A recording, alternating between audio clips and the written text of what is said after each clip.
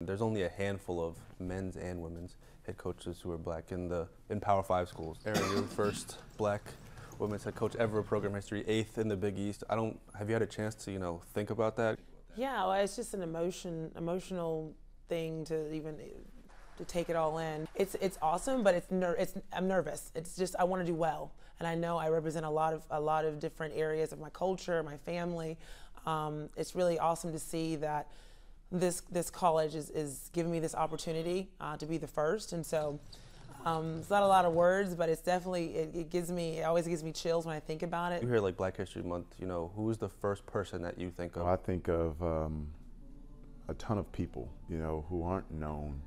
I think of our families who endured a lot and for hundreds of years, and didn't give up and made it so that we could have an opportunity. So I think of the famous people in Black history, but also think of the sharecroppers in the South, the textile workers in the North, our families. How important is it, to remind the team about like the shoulders of the giants that they play for? It's important, especially being at an institution of academia.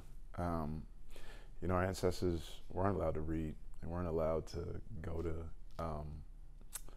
school. At the University of South Carolina, I think it's important to know that Black people were the majority. They had to pay state taxes. They paid taxes in the state of South Carolina.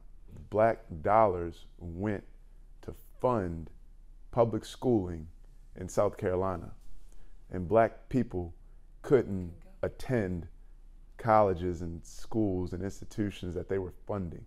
So I think it's important for our young athletes, women and men, to know that and to take advantage of the opportunity that they have to get an education, because so many of our ancestors weren't afforded that opportunity and frankly died for us to have that opportunity. When you talked about your daughter, representation, very huge. She's young though, but when she sees you and like leading the city, what do you want that to mean to her? And I get emotional, but it's something that she sees and she appreciates, and I love her for that. But I always tell her anything worth doing takes time, and you have to find a way to get things done when you're tired, when you're sick, and when you don't feel like doing it. Those times, because when you feel good, now they can't stop you. For her to see me, I think it's huge. My mom also talks about it as well. So it's been a huge journey and a huge blessing. Thank the Lord that I have this opportunity and she can see me do what I do. And you have 2 younger daughters.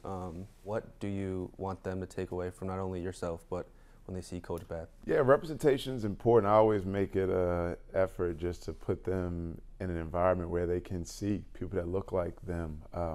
Females, playing sports. We watched the King Richard movie the other day. We watched a women's basketball game on TV the other day. They watch our games. I just want them to see people that look like them and know that you're only limited to your imagination. The Vice President of the United States looks like them.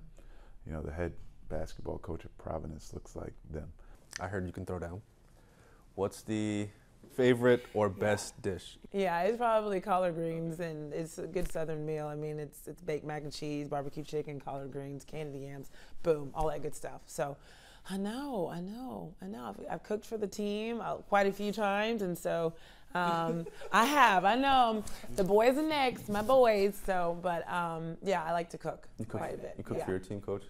No, I don't cook for my team.